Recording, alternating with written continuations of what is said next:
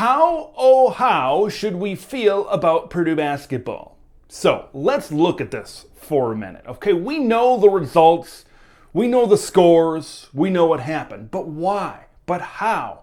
That's what we want to know right now, because Purdue came off that huge emotional win, big time, prime time win against Illinois, and everybody's patting them on the back and they're saying, you're number one in the Big Ten, no doubt about it. You've proven that. You've swept Illinois. Okay, you should be number one in the country, some people were saying. Not me, but some people were saying, hey, put him number one in the old AP. Put him number one in the coaches. Put him number one at the top. And then everybody's doing that. And now all of a sudden you go on the road to play a Michigan team that's fighting for their tournament lives right now, and they destroy you. They destroy you in Ann Arbor. And then Maryland nearly knocks you off at home. So, what now, after all this hype after that Illinois game?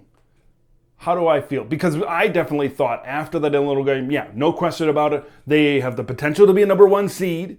They are the best team in the Big Ten Conference.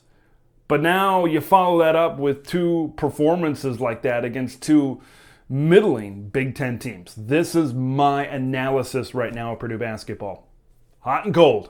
They're a hot and cold basketball team. And sometimes, if you're hot in the NCAA tournament, that can work. You're hot for a few games, you can get to the Final Four. Right? If this is a team, if Sasha Stefanovic is hitting the ball, if Travion Williams is doing good on the inside, if Jaden Ivey is having a good game, because there's been games where teams have been able to slow him down, and now Purdue's got to rely on other parts of their team. If Hunter's having a good game, if all of those guys are working together and the train is chugging down the tracks and we're making boilers, right? Then things are great in West Lafayette. But when they're not, when Sasha Stefanovic can't get anything going and goes 1 for 5 against Michigan, this team is cold. I firmly believe right now this is a team that can make it to a Final Four. This is a team that can make it to a national championship. This is also a team that can lose to a double-digit seed. This is a team that can lose to a 7, an 8, a 9 seed. There's a lot of unpredictability right now surrounding Purdue basketball. And they've got some decent opponents coming up down the stretch. Looking forward to that game against Wisconsin, right? They lost to Wisconsin earlier this season. Big game for both teams coming up. Prove it. Because right now, you were on such a high, and now people are maybe doubting you a little bit more. And if you want to get on that one line, you gotta almost run the table.